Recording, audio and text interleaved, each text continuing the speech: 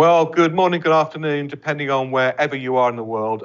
Very warm welcome from me, David Roth, from WPP, live from our 11/11 Global Shopping Festival studios here in London, which we're doing in conjunction with both BAV and Alibaba. Well, if you thought that yesterday was crammed with insights, you've seen nothing yet. Today is wall-to-wall both interests, but most importantly, insights that will help you understand 11/11 better, and also the implications that can have, not just for doing business within China, but also for your businesses right across the world. Again, we are seeing a number of new innovations which we believe will turn into new trends that will be adapted right across the world. So stay tuned for as much broadcasting that you have time for today. So let me talk a little bit about what we've got in store for you today. Well, David Lloyd on Monday spoke a little bit about the Alibaba overall ecosystem. And today we're going to delve slightly deeper into two aspects of that ecosystem, both Alipay and Ali Cloud, to understand how it works, the interrelationships between elements of the ecosystem, and again, how you can use that to your advantage. We will also be looking at what has historically, and probably still is now, referred to as the lower tier cities in China. And don't be put off by that name, because the lower tier cities now in China, first of all, have always been vast. But they are well catching up in terms of the disposable income that consumers in those cities now have. And they're becoming real growth engines for both brands and for consumers to discover new and innovative products and to use those as well. And I think what we've been seeing this year for 11/11 is that those lower tier cities will be a lot of the driver of the growth that we are already seeing. And I think you will get a good perspective on why that is the case. Now, travel's been pretty difficult, and certainly travel to China has been almost impossible. So we're bringing China to you visually, so don't miss movie time that starts at 12:30 when we've got a spectacular journey across all aspects of China, rural China, young China, technological China. So please stay tuned, if that coincides with your lunchtime. Get out your sandwiches and enjoy watching. And of course, this afternoon, don't miss the session we have on live stream. I absolutely guarantee to you it will be both illuminating and fun as well. You'll get to understand the multi aspects of live streaming and why this year at 11/11 it's been more powerful than it's ever been in the past. And then our keynote interview of the day, which will be with Chris Tung, who is the global CMO of Alibaba Group. So an action-packed day, but probably the best bit of any day is to go live to China, which we're doing every single morning, to get a feel and a perspective of exactly what's been going on in China through the 11/11 period. And I'm absolutely thrilled and delighted to introduce and to welcome Rupert McPetrie, who is the CEO of Mediacom in China. Rupert, a very warm welcome. Thank you very much indeed for joining us. From one command center for 11/11 in London to your command center for Mediacom in Shanghai.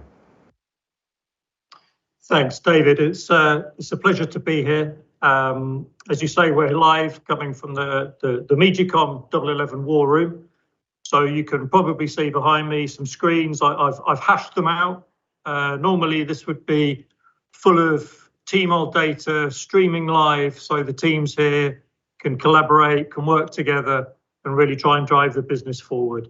We have these rooms serving our clients here in the WPP campus in Shanghai. So yeah, really exciting time. Well, you can apologise to your colleagues that we've kick them out for 45 minutes. I'm sure they'll all be back beavering away, and maybe they can get a well-earned break. Rupert, how many 11.11s have you been through? So this is now my seventh 11.11. I'm surprised you've still got hair. Less and less, David, to be honest. But it's days like these, it's events like this, are part of the reason that China is such an exciting place to be in our business and obviously for our customers. Really transformational times. Now, clearly, 11.11 is important for you as a business, and it's very important for all of your clients. And I'd imagine for most of those clients, 11.11 is probably the biggest sales period across the year. Over those years that you've been involved, how would you typify the changes that you've seen over 11.11? I mean, clearly we looked at numbers, so the numbers are growing, but underneath that, what are the fundamental drivers? Well, look, I mean, the numbers are staggering, and they remain staggering to me even after seven versions of this. And I'll dwell on the numbers a little bit, if I may, because we talked earlier. You mentioned in your introduction about the importance of live streaming, for example, and we looked at some of the the opening days, live streaming, the impact of some of these key live streamers like Austin Lee and Via. These presenters, these live streamers, they're on air for 10 hours a day, but the sales that they're generating is staggering. So if you look at something like Austin Lee on day one, over 10 billion RMB of GMV, of sales. Do you want to say that again slightly slower, Rupert? How much is that? Yeah, sure. So one live streamer covering multiple brands over 12 hours on the opening day, 10.7 billion RMB of sales. And on the same day, another key live streamer, Via, achieved over 8 billion RMB of sales. So although after 7 years I'm quite used to some big numbers, the numbers are still quite staggering. I suppose, Rupert, the other, staggering thing, those numbers are extraordinary, is 3 years ago, it was pretty much zero. Yeah, exactly. So to come back to the question of what's changed, I think, there's a number of things that have evolved, in the market. So this is 13th 11.11 in China, my 7th. And, progressively you've seen 11.11 become, not just single platform, but multi-platform. It's become a real shopping event that starts, 2 weeks ago in the pre-sale or the warm-up and runs. And we see many different sort of approaches to the phasing.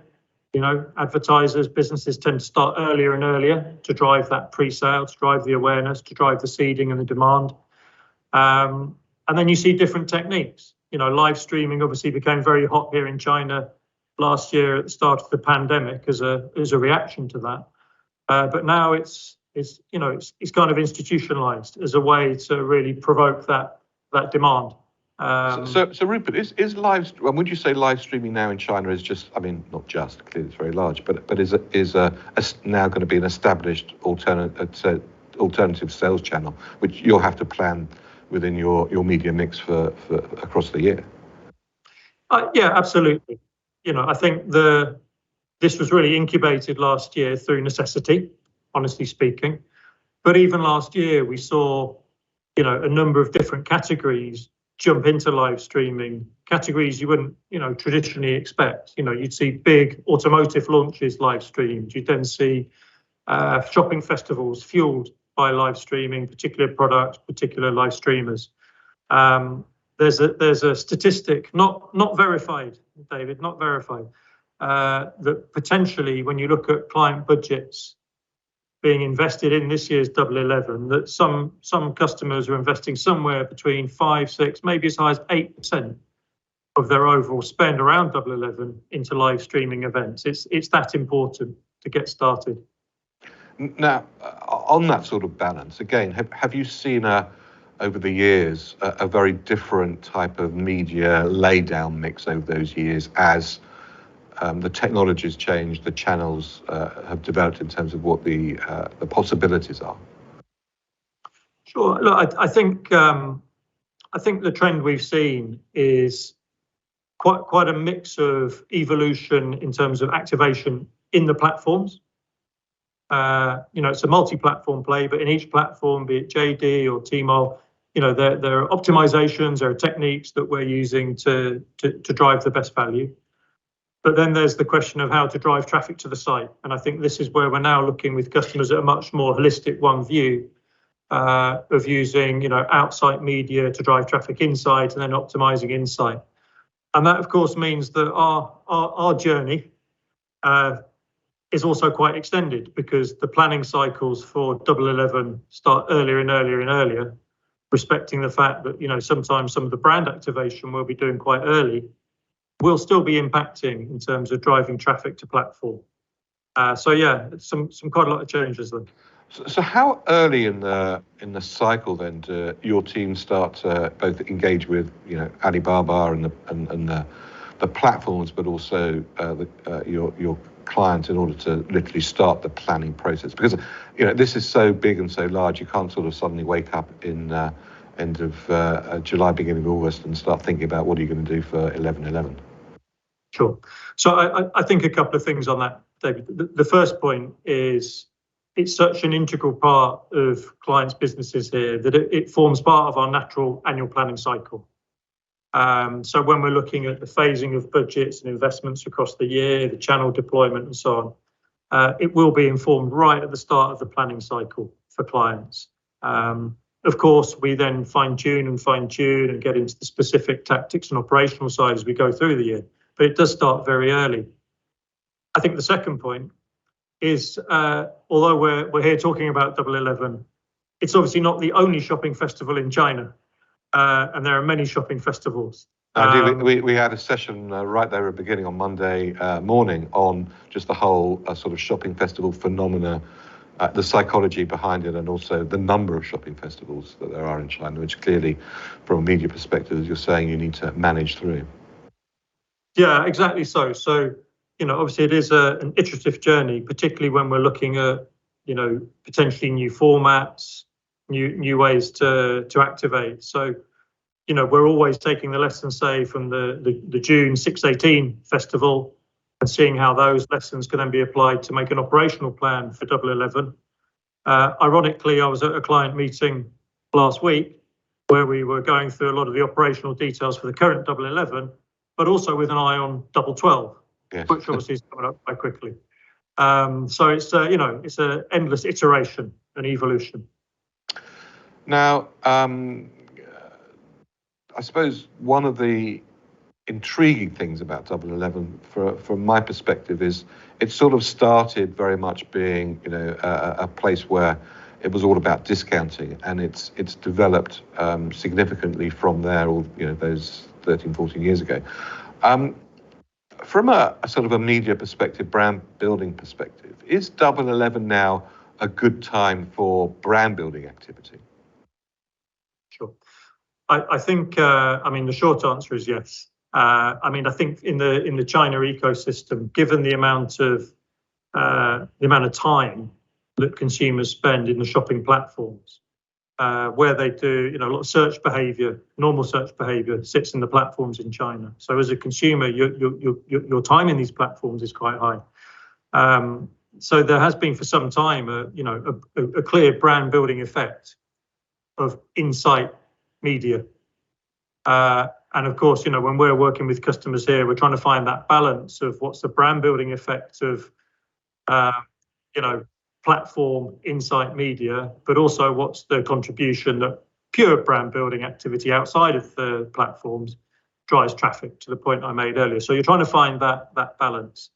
I think when we look at it this year, I think that there's a couple of things. I think absolutely it's a critical part of client brand building, again, because of the time consumers are spending on platform, particularly Gen Z, the younger generations.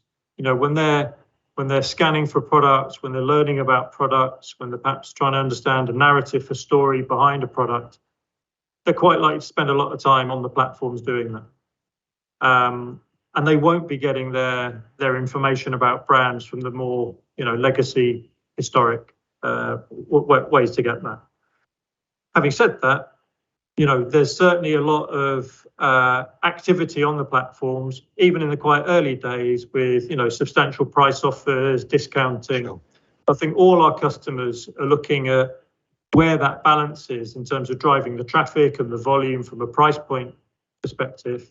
And presumably that will change from category to category as well, that type of balance and where the equilibrium point is. Absolutely. And so when we're analysing the data with our customers, we'll be looking at the traffic, we're looking at conversion, we'll be looking at the average transaction value, the basket, the products in that basket. And so, we'll be constantly evolving the plan. And if there's something a signal that we see, let's say the traffic is not quite where we need it to be, then maybe that's the time to put in, a hero product with an attractive discount, the traffic comes, and then their insight and so on.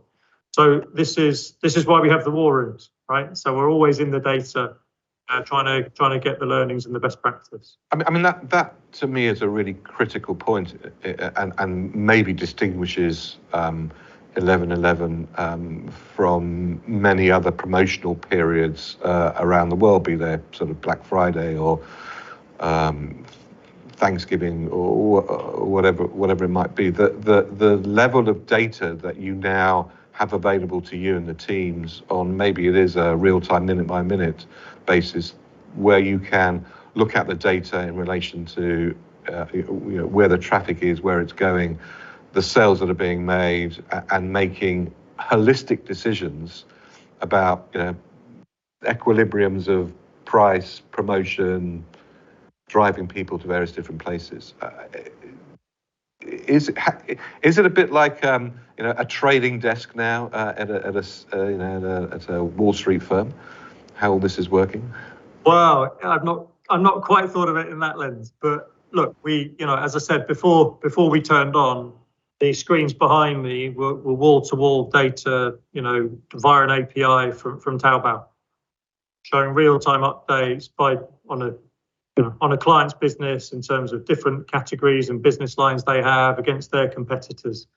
So we are constantly adjusting, reacting, bringing in new tactics. A lot of the steps we take are from a playbook, but equally, things happen that are outside the playbook rules, in which case, again, the sort of war room environment works quite well. We have the data, we have the specialists, we're pulling, we have a war room here, and we'll also usually designate a room on site at the client office as well. And often we'll have two teams, one with the client office, one here in the WPP campus. So, it becomes a very seamless sort of discussion and handover, and allows us to make, very, very rapid decisions. Well, we've heard over the course of the last couple of days how 11/11 is really a combination of teamwork to make 11/11 really work, which I suppose poses the interesting question for you from a management perspective and from an organisation perspective. How do you organise your teams? And clearly, your teams have to be fully integrated with the data feeds, with clients, the information that they're getting from their various different feeds as well.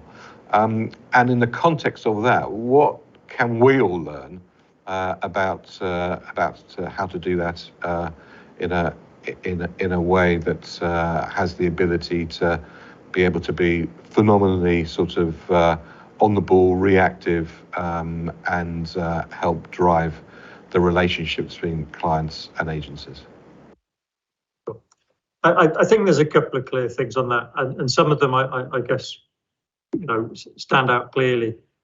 Obviously, the preparation is important. You identify the timing, the process, and you get prepared in terms of making sure you've got all the technology in place, all the feeds are there, the APIs are in place. You make sure your staff are not on holiday right now. And yes, all leave cancelled, yeah. All leave is cancelled, exactly. And you're having a similar discussion with your client partners just to make sure all the right people are available at the right time, that their technology is in place, that we've co-identified workspaces that will be dedicated to the event, will be the war room. I think furthermore, it's about, in that planning cycle, it's about making sure that, to the point I said earlier, it's about sort of seamless handovers and seamless ways of working. I guess the best sort of buzzword I could use for it is it's all about agile work. We won't have standing armies doing 4-hour set piece meetings. We'll look at data, we'll get in a quick huddle, make a decision, see what happens, take the analysis, take the insight, move into another huddle. So it's very short, sharp, iterative, very, very flat from a hierarchy point of view. It's just about getting the job done. And do you think, in a funny sort of way, 11/11 across both, your business and clients' business has been a catalyst for creating high-performance cross-functional teams? Yeah, absolutely, David. I mean, it's probably, a time in the year where, we have the most intensity just because of the cadence of operations and the business significance. But it's also a time where, you do genuinely stand shoulder to shoulder, and typically you'd have a shared KPI. So, you're all working in the same direction. And I think, it's hard work, it's not a holiday. But the type of collaboration that you do get with that aligned direction, agile way of working, real-time way of looking at the data, there's not really a lag effect here. There's no lag, it's just, straight in. I think that, creates a really positive cultural way of working with customers as well. Now, you sit in a unique sort of position across many of your clients in very different sectors. What are your expectations for this year's 11/11? I mean, expectations for maybe some of the things you've seen over the last few days. Sure. I mean, I think it's, so far it's been interesting. We've seen an early start, where we actually started 4 hours earlier this year. Yeah, so normally at midnight it starts, but the clock started at 8 p.m. Yeah, exactly. So, extra 4 hours of shopping, obviously a bit more convenient for some people. We've seen, this focus on live streaming. We've seen some interesting innovation, from the Ali side. Just trying to do different things for the customers. The Tmall VIP membership program, for example, is sort of expanding a bit to pull in customers from other platforms.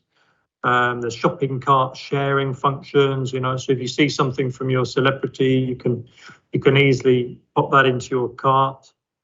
Interesting theme, I think you may have touched on it earlier, David, around sort of almost a social responsibility aspect coming in now. A lot of focus on, recycled packaging in terms of the fulfillment and that sort of thing. So there are some really interesting themes, I think, in terms of, how it's going so far. I think, as ever, we touched on earlier, the numbers are staggering. I think, there's obviously significant upticks already compared to a year ago, but also the expectation is high. I think, again, the importance of 11/11 to clients' businesses is very, very high. So I think most customers, most businesses here will have quite high targets for 11/11. Let's see how we work out on that. We're sitting here with some impressive statistics so far. There's still obviously a few days to go, and as ever, we'll be judging that balance between traffic and volume and price point, and therefore the overall sales as we go through. It's from the category side, we've seen a lot more activity in the luxury segment. We've obviously got all the traditional players from packaged goods, so on and so forth, but some interesting plays. That's interesting. Perhaps you can talk a little bit about that, because in a sense, the luxury players were very reluctant to get involved in promotional events like 11/11, but it seems like the platforms have adapted the luxury environments that they have in order to play better to the brand importance that the luxury players have, and also from a luxury perspective, it's not about the discount. So perhaps you could just explain a little bit about Sure. how that works, do you think, from your perspective? I think for me, the big change was last year. As you say, perhaps, the luxury category hasn't been historically a first mover in this space, but, for the reasons of price, but also, the concerns around brand stories and the wonderful stories told over time that so many of the luxury businesses have. But clearly last year accelerated some changes. So, you see not just, the luxury pavilion, but you see, some specific, mini programs in other ecosystems popping up. You see some, China-specific, jewelry, watches, etc., developed at certain price points that make it a bit more accessible on platforms. So it's nothing like the scale of the more traditional packaged goods and so on, and apparel and electronics, etc. But it's growing. I think that's quite interesting. And it's, from a business point of view, it's obviously quite an interesting dynamic when, if you look at, the penetration of these shopping apps around, Chinese consumers, over 1 billion consumers have these apps on their phones. It's, 92% penetration of adults on these apps on their phones. So it's interesting when new categories start to explore, not just the reinforcing of the more familiar categories. And look, we're talking about the more traditional players in the commerce space. I think the business so far has been quite healthy. The early days signs look, the trend is quite positive for some. And it's all ahead of us, I guess, with a few days. Indeed, it is. It sounds strange to say this over an 11-day period, but this is a marathon and not a sprint. But it feels like every day is a marathon in its own right. Which categories, Rupert, do you think are going to be the star performers? We're hearing that health and wellness as a category is something that's growing fast, and also maybe a little bit of observation. You touched on it from a structural perspective in terms of the green agenda and the responsible agenda. But how has that also been played out from a brand and a product perspective, as well as a platform perspective? Look, I think so far the indications are that the beauty category is going to do quite well. Luxury, emerging. For me, I think one of the most interesting overlays this year is how Chinese local brands are performing very, very well. It's always been, in the last couple of years, fierce competition between some of the established multinational businesses here and some of the emerging local businesses. So when you look at, beauty, you look at packaged goods, you look at apparel, some of the domestic businesses are doing incredibly well. And my sense is that will be one of the themes for this year's Double 11 across the different platforms, that, Chinese businesses are potentially having a stronger year. Now, there'll be many people watching who haven't yet taken the plunge to get involved with 11/11 from a cross-border perspective. What advice would you give to brands who are watching all of this and thinking, maybe 2022 is the year that I start to play? I can't ignore it for any longer. Well, number one, they should give me a call immediately. Excellent. Good. Number two, I think, look, there are many, many lessons around, brands coming into China and what it takes to succeed. Some of them urban myths, some of them based in, some real hard facts. I think the advice, as always, would be to do the research. I guess I'm stating the obvious, but the ecosystem remains very, very unique and specific. I guess some of the theoretical rules of engagement are common, but to land a business successfully in China, you really need to not just look at and read about the local reality. You need to feel it. You need to understand the ecosystem. You need to particularly understand the customer. But again, the trend at the moment, is for quite rapid change of sentiments from the consumer. Be it on a green agenda, be it on a local, China pride type agenda. So there's a lot of homework that needs to be done. And I think the other lesson is you have to be prepared to commit, because it may take some time to really establish the business and establish that success story. Now, I can't let you completely get away without mentioning the metaverse word, which I think is now compulsory in any conversation at the moment. But in all seriousness, we've seen some interesting developments on the Alibaba platform this year, which I suppose could loosely be categorized as activity within the metaverse. What's your perspective of metaverse activity, and I suppose what we're seeing more and more in China is the sort of the gamification of the shopping experience on these platforms? David, firstly, I'm so glad you've asked me that question, because in my notes I was sort of making before this call, top of the list was metaverse. So thank you. I'm sorry it took me so long to get there. Look, I think it's a trend here, for sure. Given the penetration of technology, the advanced technologies that exist here in China, it's a reality here. And you mentioned already some of the developments on the platforms. We were looking some time ago at, in the Taobao app, in the Taobao Life area, you can create your own avatar, take pictures, pull in friends to take pictures. You can, try on you can dress your avatars in the clothes you're interested in buying. I mean, it's the future is there to be seen, isn't it, in China? Absolutely. So, I don't want to steal anyone else's thunder, but I believe the metaverse is already live here, for sure.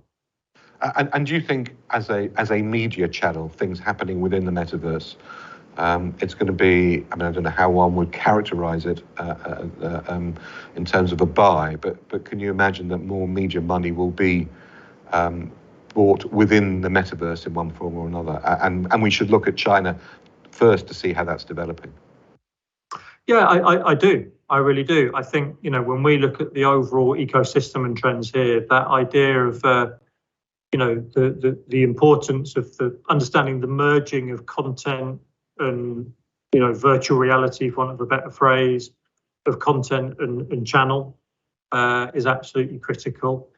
Of course, there's lots of operational questions around, how you go to market in that case, how you'd evaluate and monitor. But absolutely, I think, as always, we try and look at it not just from the business lens, but from the customer, from the consumer lens. And the technology's there, it's being used. So, I do consider it reality. And, the discussions we have with our customers is certainly more and more in that direction of moving into, that holistic view, content, platform, channel, and try and understand how we can best drive growth there. So, yeah, absolutely. And do you see a sort of a catalytic sort of either bit of technology or application or development of current applications that will sort of step change consumers' adoption? I think right now, as ever, it's a developmental arms race. And, I think we're blessed here because we have, a couple of platforms a number of platforms with quite deep pockets and R&D funds available. I think the landscape is such. It's not one player. There's a lot of competition there across the ecosystem, which is great. All trying to unlock those new ways to engage with consumers and give us and our advertisers that platform. At the same time, you've got businesses looking at creating their own ecosystems as well. So one of the other things we're seeing here is sort of own channel development from clients as well. So the ecosystem becomes more competitive, more opportunity for customers to engage, and that developmental arms race is just running and running. I mean, one of the initial things that I've heard from a couple of metaverse trials in the retail space in China is to your point, which is the ability to be able to move somebody from somebody else's channel into your own channel, into your own environment, and to keep them there for some considerable time as they engage with both sort of products and stories of those products and being able to purchase at the same time. Yeah, absolutely. So, I think one of the first things we've seen, this year, and it's one of the reasons why I think, the whole live streaming aspect has become so important, because that is a pull. It's a pull into the ecosystem. And then once the customer's in that ecosystem, then all the product lines, product stories come out and so on. So, yeah, absolutely critical. Now, I know myself as a marketer and a retailer, I can't help but get enthused and involved in promotions that are going on. I can't help myself, click the button. Rupert, what have you put in your basket for buying? Maybe you've already bought it, maybe you're about to buy it. What's in your 11/11 shopping basket? Well, I can be very transparent about this. I've recently just returned to China, and I had the quarantine period. Where obviously I didn't do a huge amount of sport. So my number one priority, number one on my shopping list, is to get some new sports gear, some new running trainers, so I can get out and try and catch up on lost time. Well, we won't keep you any longer to try the trainers on and go for a run, but probably more realistically for everybody in the war room to re-enter it. And for everybody to get back planning on today's activity for all of your clients. But Rupert, thank you very much indeed for joining us. It's been a pleasure. It's a shame that I haven't been able to see you personally, but hopefully next year we'll be able to get to China. But Rupert McPetrie, the CEO of Mediacom in China. It's been a pleasure and delight. Thank you very much for sharing those insights with us. Thanks, David, and good luck for the rest of the day.